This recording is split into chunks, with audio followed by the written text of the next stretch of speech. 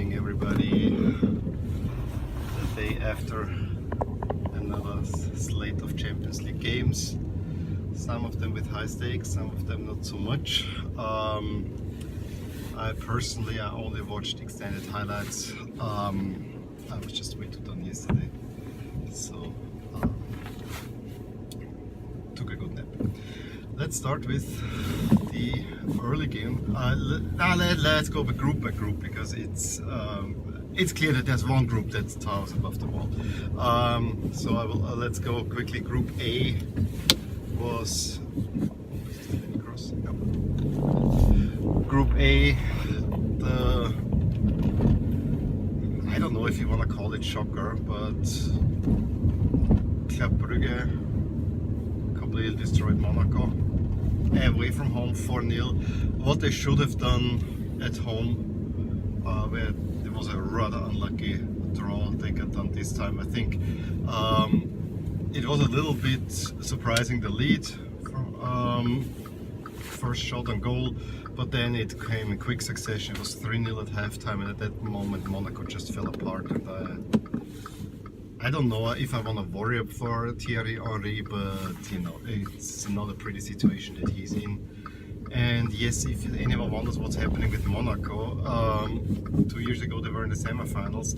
Yes, but back then they had Mbappé and lots of other stars that they don't have now. And seemingly the money is not there anymore.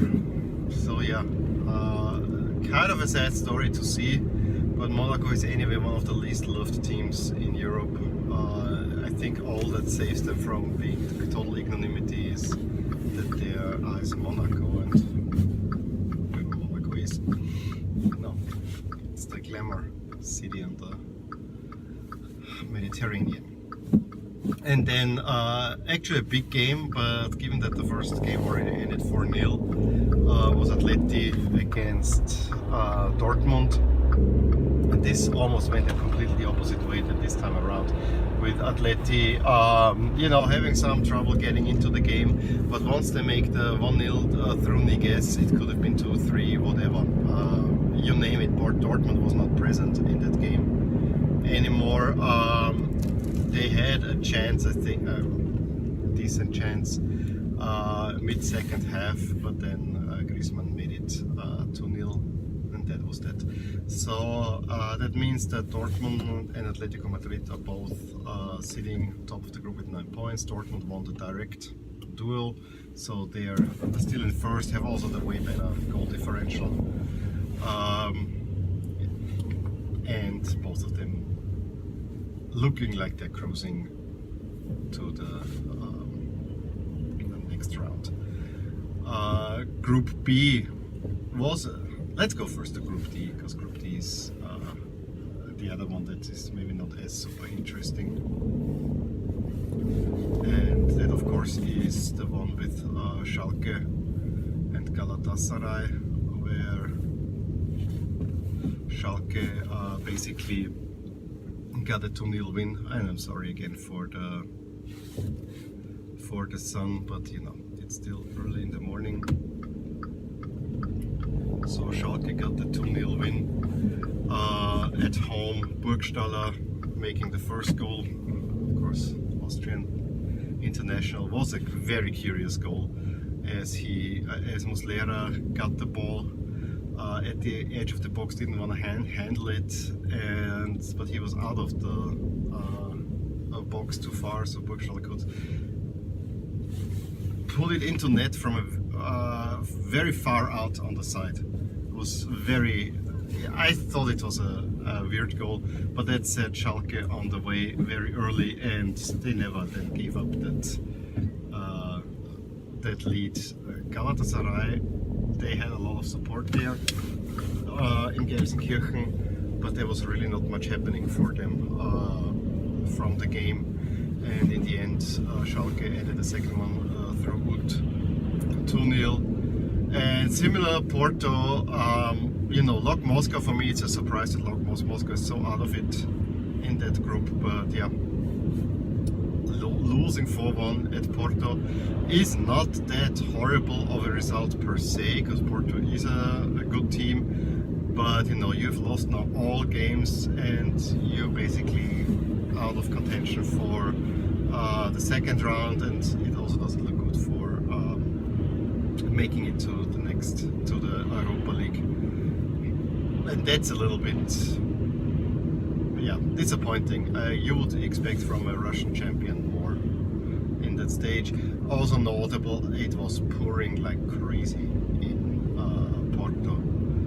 At the end, the pitch really, as soon as they stepped on it, there was water dripping everywhere. It must have been real fun to play that game. Okay, so we got the two groups out of the way that I honestly think for most people, unless you're a fan of any of these teams, then of course yes, it's interesting, and there were interesting results in there, no doubt about that. But the groups, it's pretty clear where they're going.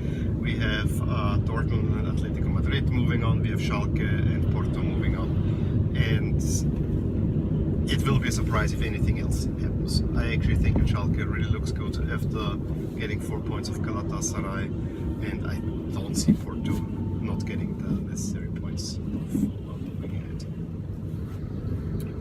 Group B, that was one of those groups where you say, okay, there are 3.5 big teams in there. Don't discount PSV. And the big game yesterday was, of course, Inter against Barcelona, but not really, because due to the draw, PSV Tottenham in the first game, it kind of deflated the importance of this Inter-Barca game. And the other thing that it's deflating to have Barcelona without Messi, although sooner or later we have to get used to that fact, although Messi still has a few years in him, I would say. But after a few minutes, the complete disability of Inter of doing anything to Barca. Barcelona controlled the game, had 70% of possession at one time in the game, and they didn't even play with a lot of it didn't feel that they're giving 100% and they have Inter in the bag, more or less. But then the chances they have are only half chances. If you're not trying enough, you just want to control the game, get it over with, get out with the draw, maybe hope for some more. Yes, they had some short hope for some more, because I think it was Maxwell, something like that, played his first game, scored the goal for Barcelona late in the second half. And Barcelona looked like winners, but then of course Inter needs to come around. And as he always does, Icardi out of nowhere comes and makes his goal. He made his goal right at the end of the game. It ended 1-1. I think it's a result that makes everyone happy in that group among those two, and also it's not too bad considering Tottenham and PSV. They were also a draw. It was not the worst result, and the happiest of course is Barcelona, because they now qualify, and you can leave it to Inter and Tottenham or PSV to match it out for the other spot. Speaking of Tottenham and PSV, that was a do or die game for Tottenham, and they got PSV got the early lead through Luke de Jong. It was very interesting to see in the replay how he got away from Dele Alli. But that was all that PSV had. Actually, I wanted to say jersey matchup. I really loved the PSV away jersey. That one looked awesome. Even with the red little detailing, a really nice looking shirt. Tottenham with white pants doesn't look as good with the grey Indiana. It just looks like they have some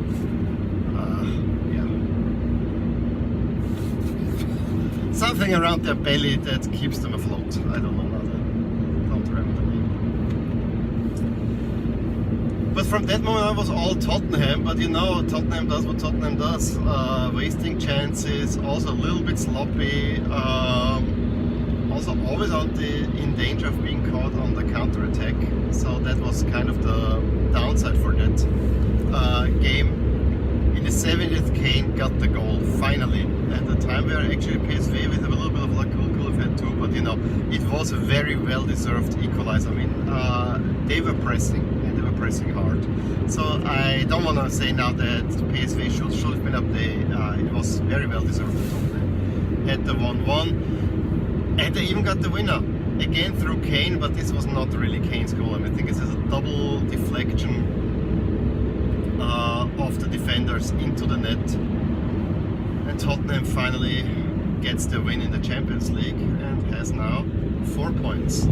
Inter has 7 points. The next game is Tottenham at home to Inter, and that seems like the make or break game for Tottenham, because they need to win that one, and then you still need help, but you know, you have a lifeline. And Barcelona being qualified might actually help you. So you know, not all is lost. Of course, it would have been even better if Barcelona had won against Inter, and it would be even closer. But still, everything to play for, I would say. And I think PSV is still bitter about the loss to Inter, which gets us to Group C. And that group is the most rewarding group of them all. And it's a pity that there will be teams, you know, at least one great team will be eliminated. And now, let's start with the first game. Red Star Belgrade at home to Liverpool. First of all, the first thing that I find remarkable is that Klopp left Shaqiri at home. And I totally can understand that. After what he did, after scoring a goal against Serbia at the World Cup with the double eagle, completely unnecessary gesture, adding fuel to the fire, so to speak. I understand that. Also, Liverpool fans are very prone to getting into trouble wherever they go. Yes, they probably have a little bit themselves to blame, but I honestly feel that meanwhile Liverpool fans are becoming a target, and probably an easy target for many others. And so you don't want to have this figure there in Belgrade, because show a little bit yet you understand that this guy is not helping you. And he anyway is not a big player for Liverpool. He's a substitute player and not more. So, you know, it's even, I think I completely applaud Klopp for making that decision. And then the game. Red Star playing finally in red and white. Although I think they might have played against. No, I think against Napoli they didn't. So yeah, first time I think they've played like that in Paris, but no, not 100% on that. And it felt from the beginning that this is gonna be an odd game, and that's exactly what it was. You know, Liverpool not having the full panache going forward, and the Red Star really wanting to take it to them. And they score a goal in the 22nd, and they score a goal in the 29th. It's 2-0 up, and it throws the group wide open. Liverpool was dominant for most of the time, but they just could not get it done. Brave fight put up by Red Star. I know I always have kind of dissed them making it into that game, and you know, being beaten twice really badly, but they got at home the 0-0 against Napoli, and now they have a win against Liverpool, and that one hurts, especially Liverpool, but also vindicates Napoli a little bit, because it seemed like that's gonna be a result. And against Napoli was by far the better team in that game, so should have probably won that game. Now Red Star was a better team. They scored the 2 goals, they put up the fight, they took it to Liverpool, and they handed Liverpool a defeat. The second defeat in their season this year, and it comes in the Champions League. And it could prove to be a vital loss vital for the others. That is gonna be interesting how it plays out. In the other game, of course, we had Napoli playing PSG. If Napoli wins that one, they're looking pretty. It was kind of a do or die for PSG to get at least a point out of there. And they started off much better than before. They actually controlled most of the game. Yes, it was not a complete dominance, but PSG had the game for most of the time. And when everyone thought it will be kind of a lucky 0-0 at halftime, Neymar plays a pass to Mbappe, pulls it back, and Bernard stumbles into goal. And you thought, that could be interesting if PSG wins this game now, because that will put Napoli on the back foot. Napoli came storming out of the half. In the next 15 minutes, it was an onslaught of Napoli onto the PSG goal, and Gigi Buffon had all hands full in keeping the ball out of the net. Probably some of the most dominating 15 minutes in European soccer amongst teams that you think are level that you might have ever seen. That Napoli didn't score 2 or 3 of that is down to kind of the poor finishing, but also that Gigi Buffon was in there. I don't know how this could happen to PSG. In the end, they got in the 60th a penalty where it was kind of really Thiago Silva and Gigi Buffon miscommunicating, fouling Callejon. They get the penalty and Insigne puts it in. Napoli probably could have made the goal later, but there was not too much happening anymore in that game, and it ended 1-1. And now look at the standings, and this group is super wide open. You have Napoli sitting on top of the group with 6 points because of they won against Liverpool. You have Liverpool second with 6 points, having won 2 at home, losing 2 away from home, and in both cases, at home completely dominant, away from home not good at all. You have PSG with 5 points, having 1 win, 1 loss, 2 draws against Napoli. Actually a little bit lucky, because the game in Paris they should have lost. Napoli was the better team on that night, and it was Di Maria's long range shot that kept them in game. I think Napoli could regret not getting the 3 points there. And so you have PSG with 5. The next game is PSG at home to Liverpool. That seems to be like a final for both teams, because you know PSG has the game in Belgrade in hand. And that is a tricky match now, because it seems Belgrade, similar to Liverpool, plays well at home and completely lose the plot away from home. Napoli will be hoping to get the 3 points against Crvena Zvezda, and then you gotta see how it is.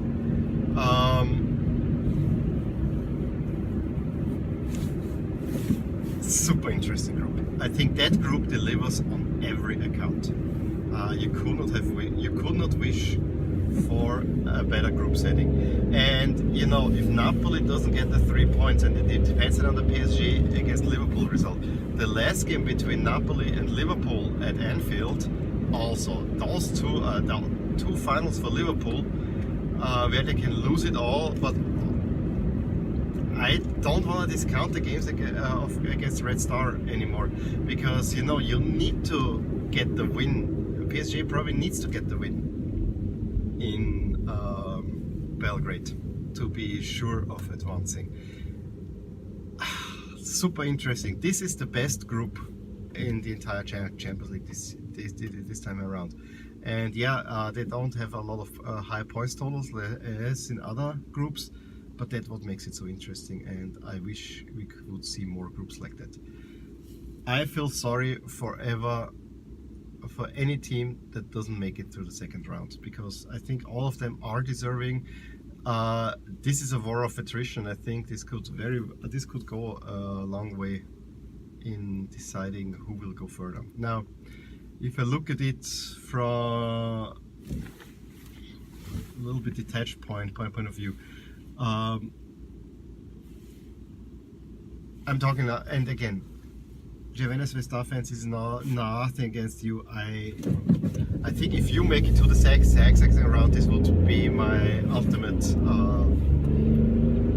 It would be an ultimate surprise, but it would be a major feat, worthy of note. And if you make it, it will be totally deserved as well, because with the win against Liverpool and the draw against Napoli, you proved that you actually belong in the Champions League.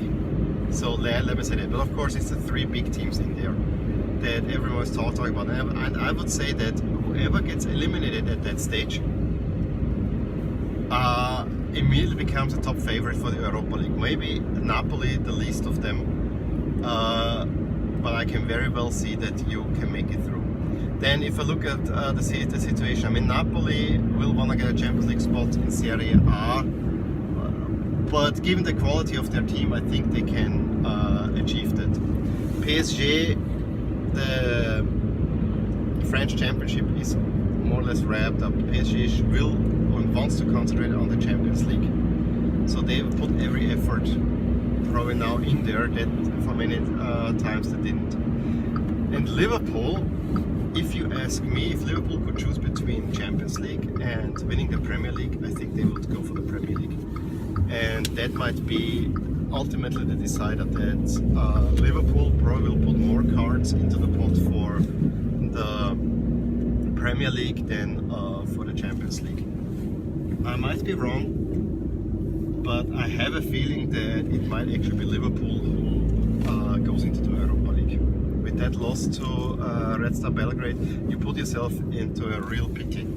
It's not all lost, you're still sitting in second place and you still have it all in your own hand. But that game in Paris will go a long way in deciding whether you have a chance or not. So yeah, super interesting group. Tonight, of course, we have Ronaldo and Juventus play against Manchester United once more, which could be interesting. I think for me the matchup that I want to watch again is probably Benfica against Ajax, because that group is also very interesting to me. This group really has all the makings of a classic Champions League group from the 90s. That's why I love this group. They're all champions in there. No, Ajax is not champion, but all names from the 90s that I used to like and love. Well, let me know which games you watched. I made it to work. How you see things, and yeah, what games you looking forward to. Give me a thumbs up if you like that video, subscribe to my channel if you want to see more of these, and I'll talk to you tomorrow about some more Champions League. Up until then.